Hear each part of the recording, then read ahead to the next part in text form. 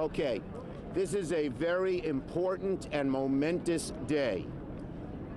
We have learned through the years, when anti-Semitism or any other form of bigotry raises its ugly head, if you don't push it down, force it down, it will increase. That is the hard lesson of history. And I am so grateful to the people of all faiths who have come here today, Christian and Jewish, Hindu and Muslim, and every other faith, to say in a united way that we New Yorkers and we Americans will not stand for hate and bigotry. And we are going to fight it very, very hard.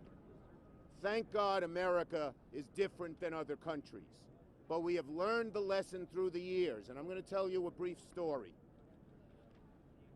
My great-grandmother was a matriarch of her family in Ukraine.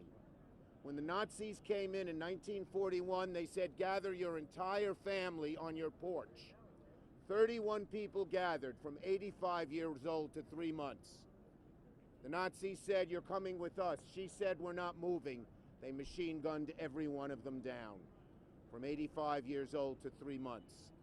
And that was in part because when anti-Semitism reared its head in Germany in the 1920s and 1930s, enough people of goodwill did nothing. Too many people of goodwill did nothing.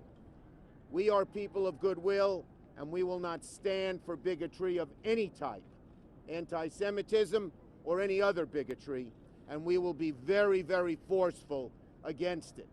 We will not only speak in March, but we will act. I am introducing legislation that would protect houses of worship. $360 million. Houses of worship have become targets, whether it's a rabbi's house in the suburbs of New York or a Christian church in the suburbs of Dallas. Bigots, hateful people have aimed at houses of worship. They need to be protected. And so our proposal, we were able to get $30 million increase in a grant to protect houses of worship last year.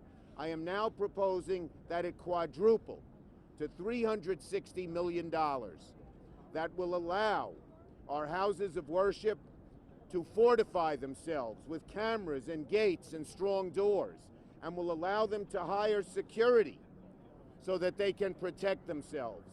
We are also proposing that the federal government spend $100 million to help coordinate with local police groups to fight hate crimes. Many of our local police groups don't have the expertise that the federal government has to do just that.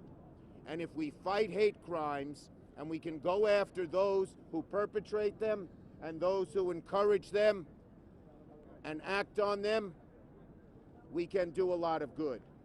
Thank God America is not the rest of the world. We are a culture of strength, of diversity, and of tolerance. And we will not tolerate in New York or in America the kind of bigotry we saw, the kind of hate that we saw in Muncie, in Texas, and all across America. Anti-Semitism, bigotry is now a national crisis. The nation must join New York in rising up and doing a lot more about it, and I aim to lead that fight. Okay?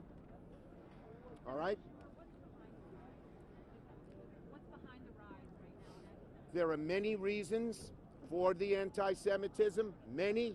We have to fight them, and the number one thing we can do is unite, like in this march, and shout it down, but also act against it in the ways I've proposed.